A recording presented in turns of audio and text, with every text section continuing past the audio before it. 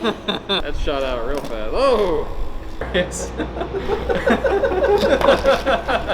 Hey guys, welcome to the First Boat Design Studio, and for this week we're going to be focusing on taking our prototyping to the next level.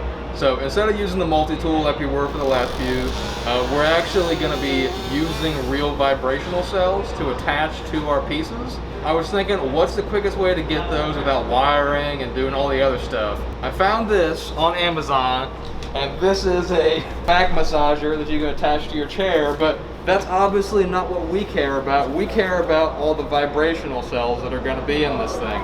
So we are going to take this thing apart, get those cells, and put them into our next set of prototypes. Alright, so we got these things out, we got them plugged in. We're going to see if they actually work. Ah! So basically, this is what does the vibration.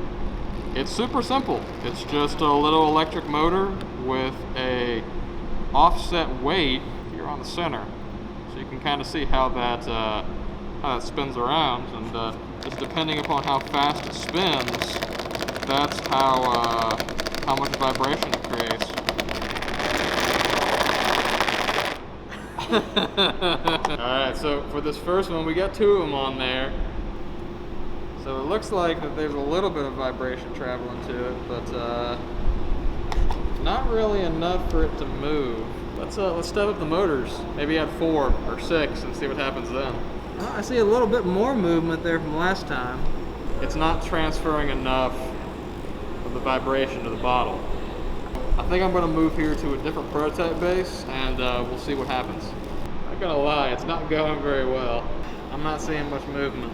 It looks like a little bit of it's moving, but the contact between the bottle is just not great, and I think the vibration transfer between these is dampened because it's here on the cloth. I'm not able to get a super good transfer of that energy. This one, however, it might work. You see the vibration going through it? It's like...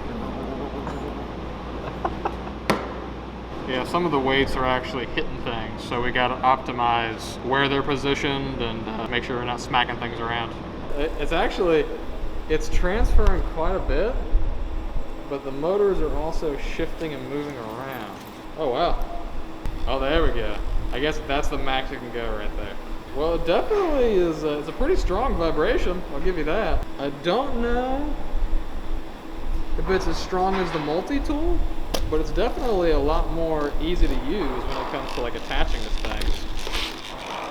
Kind of man. Grab stuff. Whoa! That shot out real fast. Oh! You can see how they're all spinning.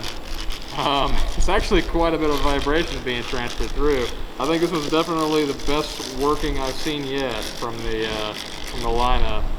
The interesting thing about this is that all of these vibrations are traveling in the axis of the spinning, so they aren't working together, I guess you could say, in the same way that the previous one was on the multi-tool.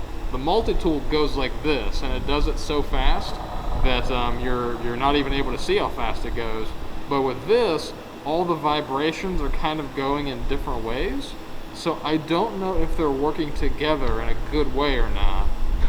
It was a really good test to find this out because the bottle itself, it's not vibrating too much, which is kind of unfortunate. And this is on the max power. So maybe we have to pivot there to a different way of doing this. So prototype didn't do exactly what we were looking for today, and that's good. For anything that's going to match up to the different profiles of these bottles, it's going to need to have some type of clamp thing to do with this, and this just seems like, I'm not sure if it's realistic for a product that's going to be helping people with arthritis, which was the original intent of this. I think that realistically this is a bit too complex and it doesn't work as well as we'd like. I think it might lead us to going into a bit of a different direction for the next round. Maybe it's something where we, something that's sitting on the countertop and you press down on it so you're able to get a more uniform vibration transfer. We got a new prototype that I think might work a little bit better. It's a new direction, and it's actually printing right now, so that will probably be something that we'll try out next week and see how that goes.